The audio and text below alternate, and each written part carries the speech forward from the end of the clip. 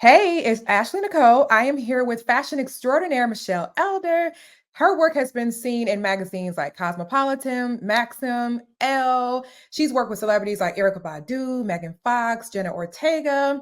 We are here today to talk about fashion, her new book, and her collab with Tatyana Ali. Hey, Michelle. Hey, how are you, Ashley? I'm good. How are you? I'm good. Tired, but good. I feel you. I feel you. The life of an entrepreneur, the life Yeah, of I know fashion is a high paced energy, like, industry. So kudos to you. I thank don't you.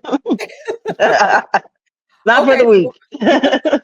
So before all the glitz and the red carpets and the A-list celebrities and all of that, before you got your studio, I just want to talk about like young Michelle. Like what was that Michelle like? Like were you in high school? Were you a fashionista? Were you a stylist to your friends, or were you still trying to figure fashion out then? I literally did not get into fashion until about 12 years ago when right after, kind of sort of after I moved to LA. I'm from Mhm. Houston, Texas. I actually didn't do anything in fashion when I was a kid. Like I never thought much about it. It wasn't a big deal to me. I just was kind of regular and but I was a creative. So I Mhm. actually owned a dance studio for 13 years first. And I Oh. owned a dancewear shop where we sold like dance clothes, but I didn't Mhm. make them. I just bought them from like wholesalers and then we sold them to our students. But that's about as much fashion that happened in my life was just dance studio and dance wear, and I knew everything about dance wear, but it wasn't a thing. And sometimes God like has a tricky way of telling you you're supposed to do something else later in life. And so when I moved to LA, I moved just to have a change of scenery and get away from hurricanes and that extreme heat.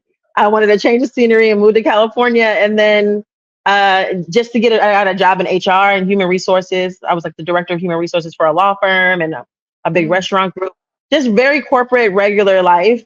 Mhm. Um, but near the beach. And then I had like a little hobby making earrings on the side, like kind of funky, cool earrings. And wasn't nobody buying my little stuff, but it was okay. And I would make handbags out of like found boxes, like cigar boxes, random boxes with vintage handles from like doorknobs. And Mhm. then someone happened to see one of my bags with me at a party, and it was a Mhm. stylist.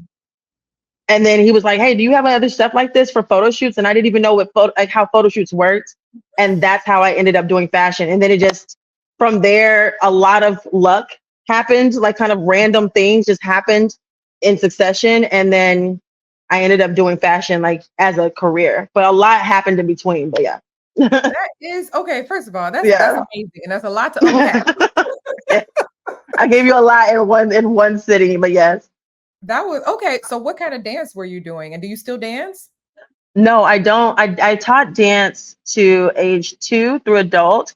I did praise dance, tap, so like liturgical dance for church, Mhm. tap, classical ballet, and point, and modern jazz, hip hop, and musical theater. And I had about 500 students at my dance studio, and about Mhm. another 500 at different after school programs that I taught for 13 Nice. years. Yeah. Oh It wow. was really, it was great. Like it was kind of a big deal out there at the time, and it was great. But I moved here with no intention of doing dance. Obviously, like I'm in LA, so Mhm. there's tons of dance studios and dancers everywhere, and that really wasn't. That was like the end of that chapter, and I just wanted to Yeah. come out here and be regular. And God was like, "You're not regular," so I don't know where you thought that was gonna be. But also, Right. I had no family out here or no friends, so it was kind of like, well, how do I do a business out here with not knowing anybody to help me or anything? And God said, "Girl, Hold on. you don't need that. You need me, but nobody else."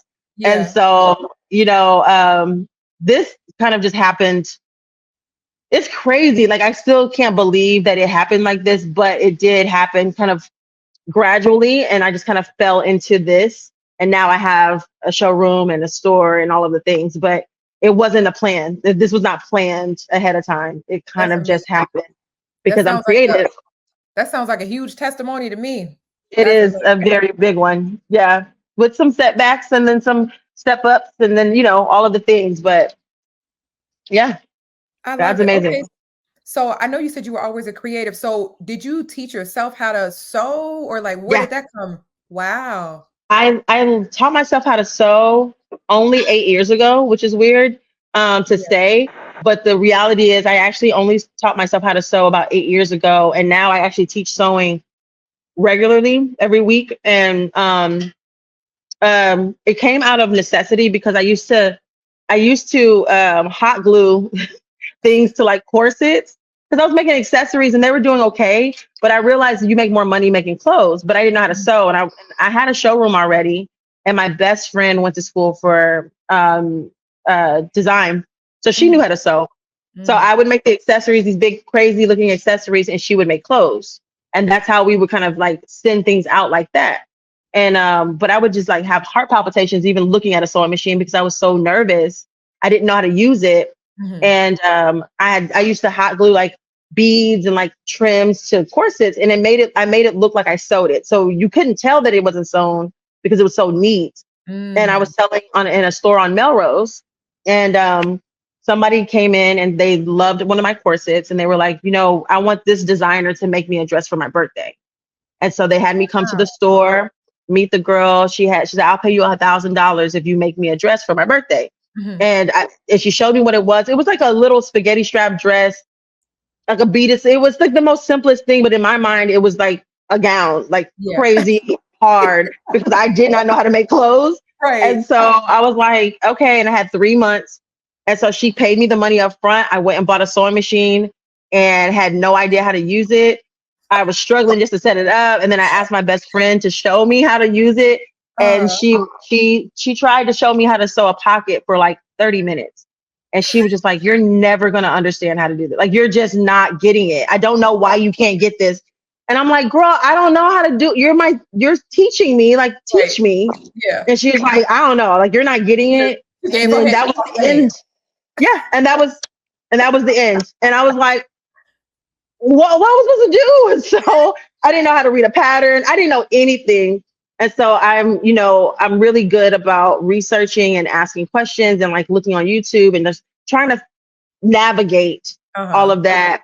And I finally figured it out. Something on a YouTube video someone said, and it made things kind of click in my head. And I was like, oh, don't push the fabric, just let it flow through the machine. And once I did that, everything was sewing straight. And then every day I would just find another pattern and make it. And I And would just read the pattern and practice daily. And about a month later, no, I got the dress done. She loved it. It fit her perfectly. I got through that. wow. Um, and there's a customer, sorry. And then and after that, about a month after that, a friend of mine in New York said, "Oh, there's a friend of mine, another stylist in New York, who's looking for a tailor for a stylist in LA. And I know Mhm. you sew now, so can you do it?" And I was like, "Yeah, sure." I don't know how to tailor anything. I barely know Oh how to my sew goodness. now, but you tell me I'm going to get paid for something, I will figure it out. And I went to the stylist house, and he was like, "Yeah, we're going to be working with Naturi Naughton from Power." And I was like, Wow. "Oh, so this is Oh, like high stakes." And it was for the NAACP awards like 8 years ago. And I had to do 2 gowns overnight. Like, I had to tailor them and then bring them the next day to the hotel. So we pinned everything. I'm just putting pins wherever I think a pin so go.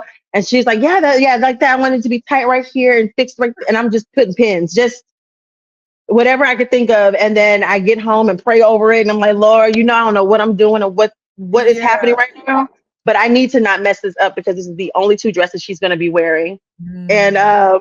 but um she got it on the next day. She loved everything. I finally was able to breathe. And then uh after that, he said, "Okay, I'll call you sometimes when I need a tailor for my clients." And that was 8 years ago. And now I do every client that stylist has. And Wow. and that's how I started working with our Jenna Ortega. Like a month after that, we started working with Jenna. And so I've been with her for 8 years as her Wow. tailor. And so many other like teenagers that were like on Disney Channel and Nickelodeon are now adults, and we still work with them, and so many clients. So that's how I that's how I became a tailor for this to the stars. Wow, you have some Yeah. beautiful stories. I have a lot of I them. am loving it. I am loving it because my story was not like that. Like my mom was a seamstress and she tried to teach me how Mhm. to sew. And the beginning part of your story where your friend washed it, that was me. Like my mom was like, get your heavy foot off of my sewing machine. She was like, no. Absolutely. And I just gave up after that. I was like, okay, sewing is not for me. Although I do still Hmm. want to learn how to sew because I don't even know how to sew on a button. Like it's just sad. It's sad. Like I will take anything Uh, to the cleaners. I'll be like, "Can you sew this for me?" It's bad. So right. I'm gonna get better one I day. Well, listen, we're trying to do some online classes. Our in-person classes are great. And that's what I thought when I started the classes. I said if I ever get good enough to sew and like really know how to sew, that I would teach classes and I would teach people with patience and Mm. kindness. And I mean, obviously that's still my best friend, and we laugh about it Oh now. yeah. And she's just like so proud of me. She's like, "Girl, you sew better than me now." Um, but I always wanted to be able to do that for other people because I know from a non-school perspective, like I didn't Mhm. go to school for it. So I'm Yeah. like, well, I can just teach you how to sew because I know how to sew now. Like, and I'm gonna break it down in such a way that everyone can understand, even if you've Mm. never even looked at a sewing machine. Our students are so amazed by the end. Like they walked in with no experience of any kind, don't even know how to Mhm. turn it on, to after 30 minutes knowing how to sew. And then Wow. I'll be like, okay, you're gonna pin this and then go sit down and sew it. They're like, okay, and then they just go sew it, and they can't believe that they're just sitting there just doing the So steps without asking, yeah. because the way we teach it is kind of in these steps that they just keep doing over and over. And by the Mhm. end, they actually have a finished jacket or garment in 2 hours. They walk out with Wow. clothing that they made. So Oh, that's beautiful. Yeah, I yeah. was gonna ask about your classes. So, Hmm. okay, now I know your magical touch. You have patience and kindness, and that's great. What size are your classes? Are they like smaller, more intimate? Smaller. So we try Mhm. to keep our classes under 6 people. So Mhm. maximum 6 people per class. That way it allows them to ask questions. It's me and my assistant Christian, who you'll see kind of walking around behind me, just back and Mhm. forth as we clean up. But Christian is also amazing, and he watched me do my classes, and now he teaches the classes, and he teaches the intermediate Oh, class. oh, So now you have two teachers in class for the most part who are there to help. And if you have a question, but I'm helping someone else, you can ask him. The mhm. students always end up talking to each other. I'm like, oh, girl, did you figure out how to get this done? And they're like, oh, yeah, she said this. And, so it's a very collaborative class and it's fun. And that people, meet new people in class together. And we've had Yeah. people come to class by themselves and end up leaving as friends and coming back to classes together. Oh, So yeah, I love it. It's fun. It's a fun, and it's very lighthearted. I make a lot of jokes because I am not a great public speaker in my mind, and so I crack a lot of jokes. And yeah. but I like to keep it nice and light so that people know that it's just we're doing this for fun. You're not doing this like me on deadlines. This is for Right. fun. So it's okay to make mistakes, and we say that all mistakes are just design details that we just special little design details that we added. So Yeah. that's our little motto here. Yeah. Oh, I love it. Okay, so let's talk about your book. Hmm. What was your inspiration? Yes, show the book. So, Yes. what was your inspiration behind the book? You seem like a very hands-on sharing. Like once I figure it out, now I want to share so Hmm. that other people can figure it out too. I do So, not gatekeep. I do yes, not. I'm a big, like, I mean, I have designers coming here all the time. They'll ask me how I made something. I tell them, like, I just don't believe in that. And I believe that we should share our knowledge to the best of our abilities as much as possible. Obviously, don't be giving out free game because I used to right. do that all the time. And then Yeah. people just waste it or don't use it. And you're like, well, I just wasted 2 hours of my time giving you the game plan and then you don't even use it, or Mhm. you just slap your name on it and don't even make it your own. And so now I charge a consulting fee. But but for the most Mhm. part, I like to not gatekeep.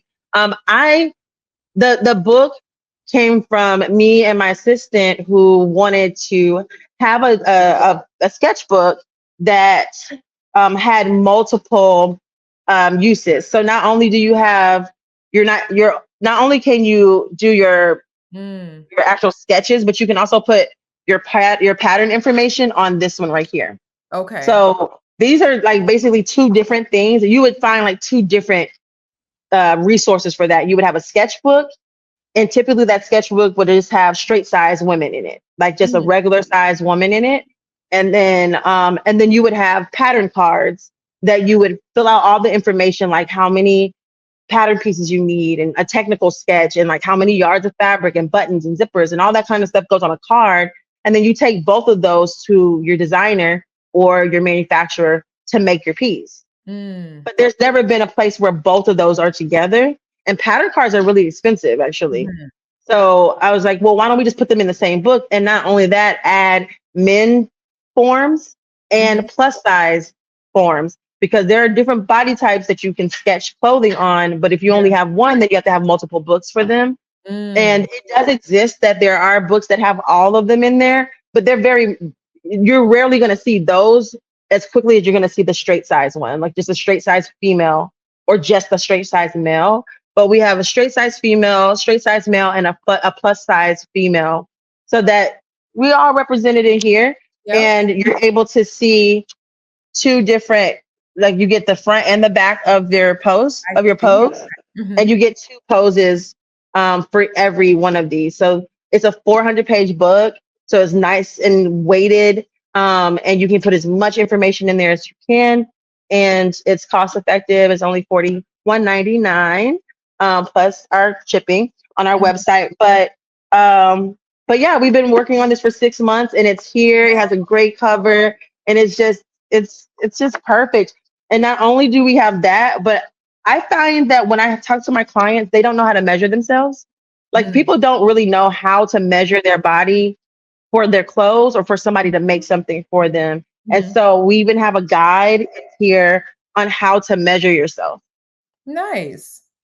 Like literally it shows you, like it points to like how to measure your head and like how to measure your chest. It points to all those things, and it's not just on the straight size, but it's also on the men and the plus size, so you can see that Beautiful. on your body. Yes. And then Love we it. have a little library here of different silhouettes, body styles, sleeves, skirts, just a reference guide for when you're talking to a client or you yourself are trying to figure out how to sketch something for someone to make it for you. So yeah. Nice. So yeah, that sounds like an amazing workbook, and you look so proud. Yeah, I That's a good am. baby. I mean, I feel like, yeah, like you can self-publish and people self-publish all the time. I didn't know what the process was. Mhm. But it took us a while to get everything right and the way we wanted it and everything in the right margins. And now I know how to publish a book, but this was exciting to be able to Yeah. do. And I don't care if everybody in the world published, but I published one. My name is on here. My sister's name Right. is on here. He drew all of the illustrations. So everything is ours. Like we did everything ourselves. And I'm just super proud. Like I'm more than proud. And I plan on doing a coloring book, an adult coloring book too. So Oh, okay. yeah, for Black girls. Oh, I love that. So Yeah. I love how inclusive you are and how you make Yeah. sure that we are being seen. So I Always. did, yes, I love that. I did want to ask, you're doing your part. What do you think the fashion industry needs to do to be more inclusive of Blacks and other underrepresented groups? I feel like they include us in a way that is they like to steal from our style. So Mm, I find like, oh, we're all over the place in fashion. We're everywhere mhm, because it is ours, and it came from our culture. It came from our designers, and because we're so small, it's stolen from us. And then another label is slapped on it and said, oh, that was ours, and we're too small to fight them. And mhm, so I see us everywhere in fashion. We're just our name is just not on it. mm, And so I wish that I would hope that the fashion industry starts to take notice of independent designers, smaller designers who are doing amazing work, going into these shops and like recruiting them to be on teams, recruiting them to be creative directors, recruiting them to be a part of the design teams, and giving them the credit, mm, or even including us in incubators and fashion incubators, and really reaching out to designers of color, because we are that jazz, we are that funk, we are that seasoning that Mhm. fashion needs. And instead of watering it down, come and reach for us to be on the team as Mm, opposed to just stealing from us and then watering it down and it's still not as good. You know what I'm saying? right. But they have the money, they have the resources. It is people like me. My showroom is all designers of color, Mm, Hispanic, Black, like that's what I have here, so that these designers are getting paid for their work, not yeah. just exposure, but they're getting paid for their work. When I work on TV shows and movies and commercials, I will pull pieces from these designers and use them on set and then write them a check from what they pay me to rent these pieces so that they get paid for their work and then they also get to see their work on television and film. Yes. I wish more of us would do that and more costume designers would come to shops like ours to source Black and indigenous and Hispanic designers and Indian designers for Mhm. their films, as opposed to going straight to, Prada, Gucci, Fendi, those top five, to put something that we already see all the time. We see celebrities in these all the time. Why not Mhm. find something funky and cool and fresh that you're never gonna see again? Mhm. Come get these pieces down here from local designers and give them a chance to be seen and also get paid for their work. Yeah, Yep. that's what I want. So I try to do my part. I do work in TV and film as a costumer and a costume designer. And so I try my best to pull pieces from my own showroom, from my own designers, and get them a check and get them their stuff on screen. So that's how I do Yes. my little part. Yes. I mean, well, you do your part. Just wondering what the rest of the world needs to be doing. That they need to be doing that. Reach out to us. Come out. There's a couple of different showrooms like mine or spaces like mine. There's another one called Soul Folk. I Mhm. love their place. They have all designers of color in there as well. I think all Black designers, but I think it's more of a store as opposed to a showroom. But there's another one called Afro City on Crenshaw and Crenshaw Mall. It's huge, full of Black designers. It's more of a store than a showroom, but it's all Black designers. One of my Yeah. designers actually is there too. And so there's little pockets of us trying Mhm. to do the same thing. Um there's so many that I know, Mhm. and my goal is to always say their name. I'm always going to say their name. Oh, Zoe's Ventique. She's another one. I want to say their names whenever I Yeah. get a chance to too. Whether people say mine or not is irrelevant. I want other designers and other stores like mine and other designers of color to know that I support them too, Mhm. and that I see them. I Yeah. see them. I might not be nobody that special, but I do see them. Mhm. So, and I say their name when I can. You You special. know. Okay, I'm so I trying to want be.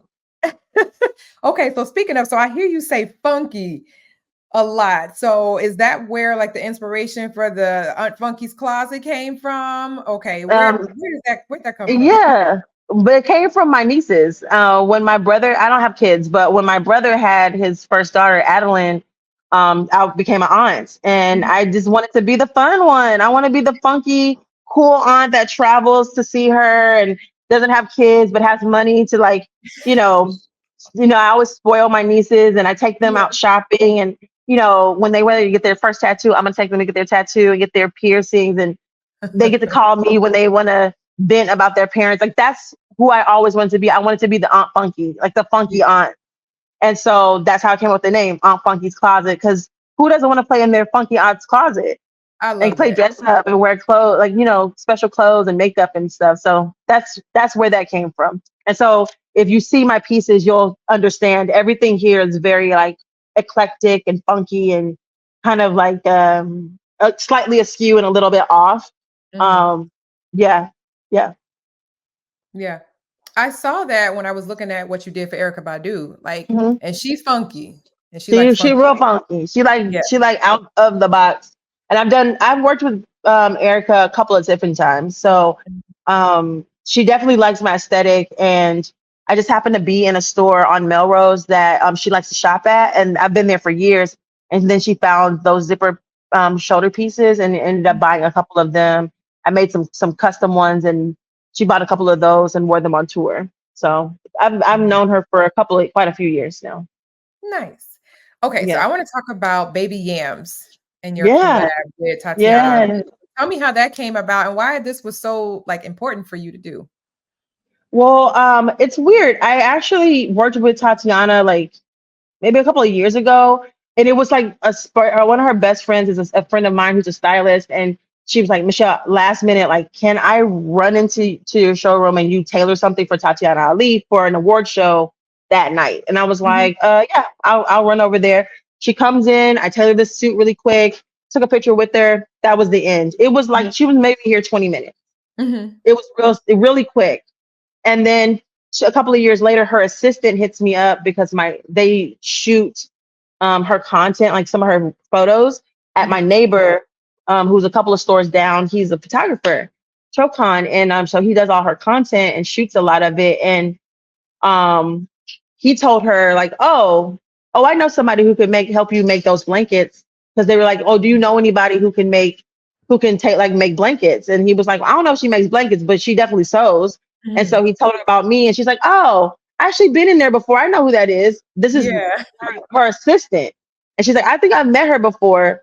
And so she calls me, and I was like, oh yeah, I can make those. And then she said they set up she told Tatiana everything, and then they set up a Zoom call, but Tatiana didn't know who I was.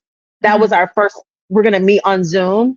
So I'm on Zoom, I'm just waiting with the assistant, and then the screen pops up with Tatiana, and she looks at me and she's like, I know you, like immediately.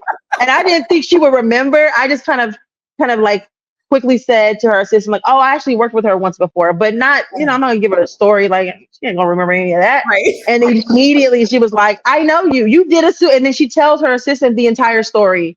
Oh, And I'm wow. just standing there like, oh, she really remembers me. And she was like, oh, I'm so excited. I know who you are. So I know this Yeah. is gonna go great. And so we ended up, talking through everything. And then she came down, brought me fabric. I made the pattern from a sketch that she made. And then we spent hours placing fabric where she wanted it. And so she's very much a part of the process. She's very Mhm, meticulous about what she likes. She wants it to be beautiful and perfect. And but she's very hands-on. She picks the fabrics, she places the fabrics where she wants them on the blankets, and then we mm, just cut and sew them all. And the first batch we did was 50, and they sold out in like 3 days. Yeah, mm, yeah. So, and when she told me what the reason behind the blankets were for, and she's telling me in person, like when I say like it is not an act, I worked with a lot of celebrities mhm, who put their name on a lot of things, but mhm. this is near and dear to her. And her personal experience, with the healthcare system when she was pregnant and with her first son. And so to see her talk about it in such a way that's like is real to her. And it's not just, I'm gonna just slap my name on something And sell it. and she really gives the proceeds to these women, Yeah. these midwives and doulas, these indigenous and African American midwives and doulas. This is important to her, and it really is important to me because Mhm, I have two people that I know who are African American doulas. One of my mhm, cousin Jacqueline and my friend Malaysia. They're both doulas, and so we don't get to see a lot of that, and we don't get to hear mhm, about them. mhm. Erykah Badu's a doula, what I'm saying? Like, we don't get to see it mainstream from us. Yeah. And this is our history.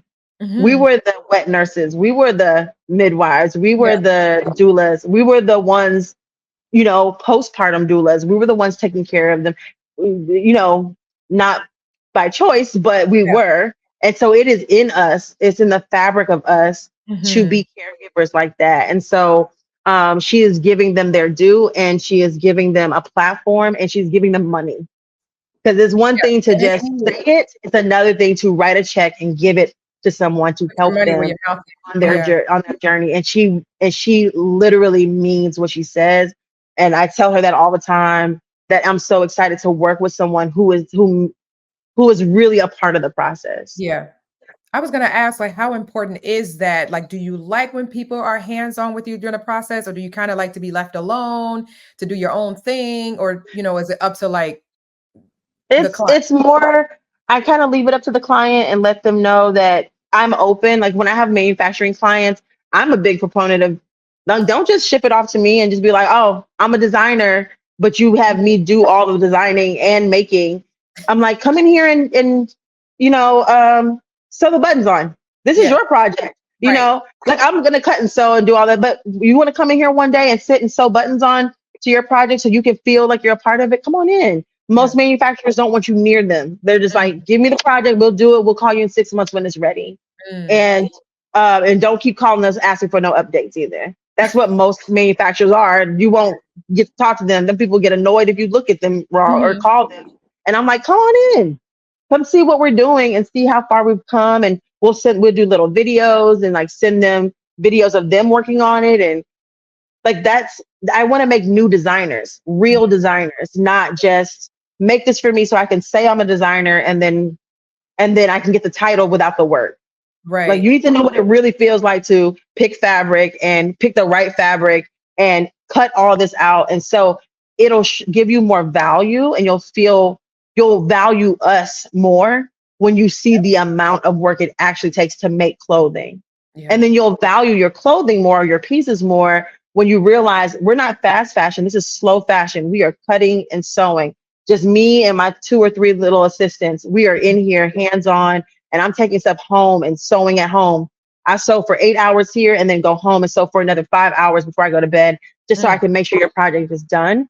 And so when you see that type of work, you have a tendency to value those pieces more, and also value what the work feels like. Instead of just calling yourself something, you mm, can really say, I am the designer. I am a designer, you know?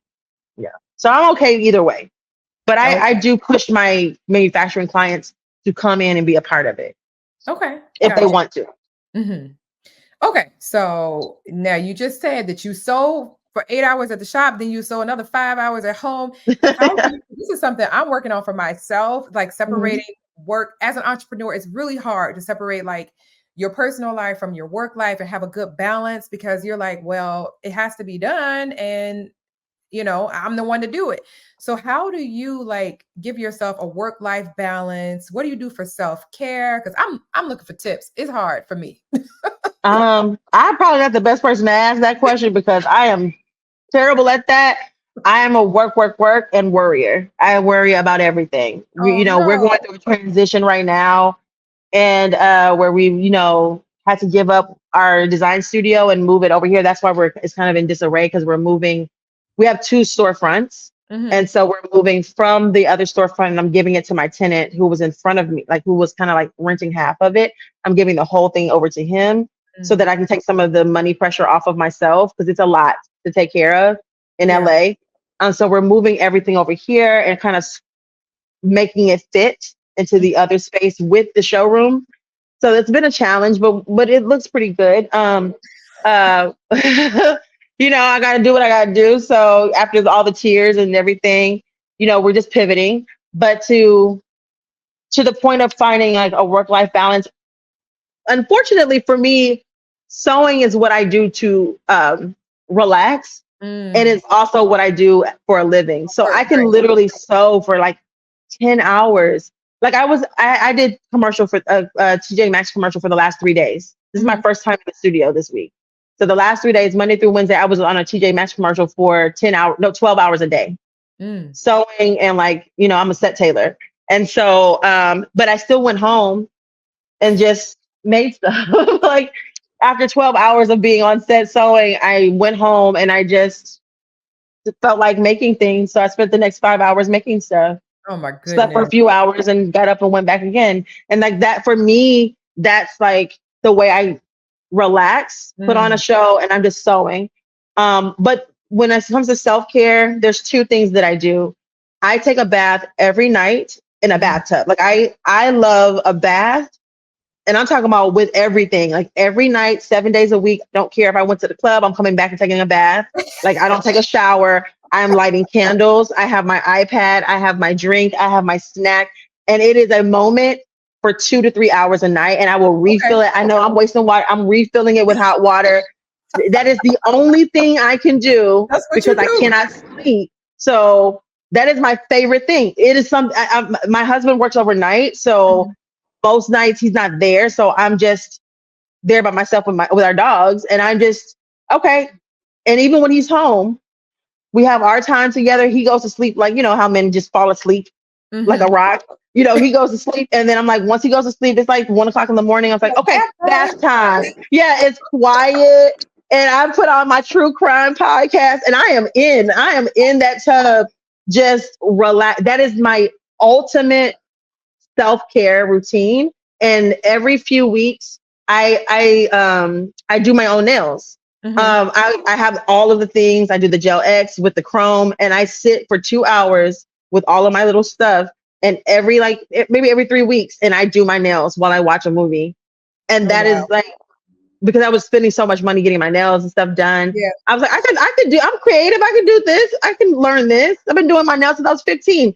I know what they're buying. So I went and Uh-huh. got everything. And that's my other little self-care thing. I do my Nice. nails and I take my bath every single night. I love it. Okay, I'm gonna have to take a page out of your book because my husband been trying to just get. He's like, "Would you take a bubble bath?" And I'm like, "No, I'd rather go to sleep. I'll just take a shower so I can go to sleep." That's the only way I can sleep. I already have really bad insomnia. So that relaxes my mind and closes some of the tabs that are open up Mhm. here. And then I also have to take some gummies. I'm in California. But Yeah, I I can't take take it. sleep gummies. I take the ones for specifically for sleep. So Uh-huh. there's that. And a little Z-Quil. That's a little cocktail that I take every night. And then Not the it kicks, cocktail. it's a cocktail I have to take every night. And about 2 hours later, I'm like, okay, I get I'm the little ready. munchies and then I go to sleep. Yeah. Yeah. Oh well, we all got our, Our vices. yeah, yeah. Okay, so I'm just curious, as Hmm. a fashion head, what like I love like vintage, like timeless, like that's like my thing. Like I've tried to have like roaring 20 parties any Oh, I chance I love get. that. I love sequin, I love shiny, all of that stuff. I think if I could be Diana Ross, I probably That'll be it. would have, or at least go in her closet. Like that's me. Hmm. So I just want to know, like with you, if you could take two fashion eras and mash them up, which two would you choose? That's a good question. The 70s,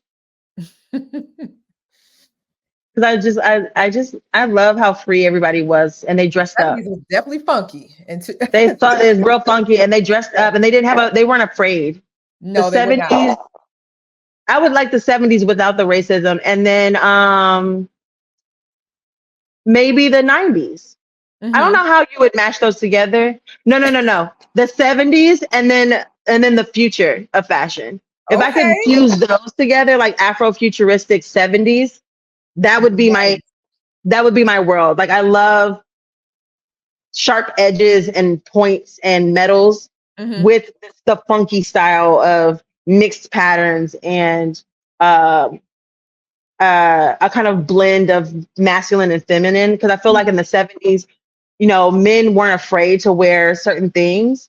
Mm-mm. Um, you look at the Isley brothers wearing crop tops. You know what I'm saying? I'm not saying Right. I'm not looking for men to wear crop tops. I'm from the 80s. I was born in the 80s, or Yeah, me 81. too. So I like men that dress like that, like Hmm. the XLT, long tees and like the jeans, the baggy jeans. And I liked that era, Hmm. but that's what I grew up with. So, Yeah. my husband don't wear skinny jeans and he's also 6'5" and 285. He can't, Oh, we ain't doing that. But, but I do love the funkiness of the 70s with the idea of Afrofuturism mixed together. I think that would be really cool. That's a really good question. I I love love that. that. I have to do a Now, little see now, capsule collection. right now I'm thinking, I'm like, oh, you could put something together for that. I like that. Yeah. Hmm.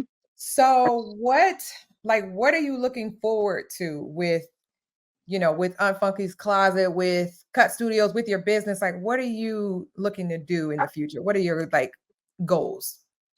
So, well, I think short-term goal is to expand the cut studios and just get more reach to the studio. I want more people to know that we exist and that Mm-hmm. we have a co-working space for designers to come in and work with other designers and work on their pieces, so I want to have like a digital space where we already have like a Ditto, which is like a pattern projector, Mm-hmm. and then a CAD system.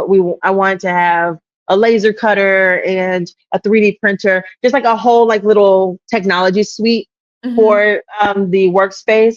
And then I would like to, in the future, like maybe 3 to 5 years in the future, I would like to have satellite workspaces. So basically, like little pods all over Mm-hmm. the city, almost like a little shipping container pod. And it might be like, one downtown. We have our flagship here, but there's like, they're on like the rooftops of parking garages. And so when you need a place to work, a workspace, you can Yeah. just use the app, see which one is available, and then you can rent time and you can like use a cutting table, sewing machine.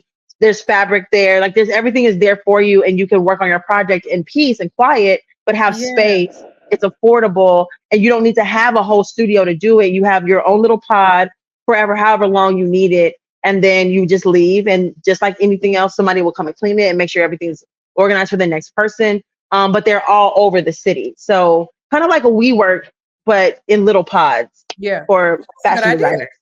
Yeah, That's a great that, idea. Would you just do that? So are you thinking you're gonna stay local to LA, or would you like to No, I would, of expand? course, expand to other cities. I would love to be able to have these pods in other major cities, Mhm. um, like Chicago, like New York, Atlanta, Mhm. places where people do a lot of fashion and don't have a lot of space.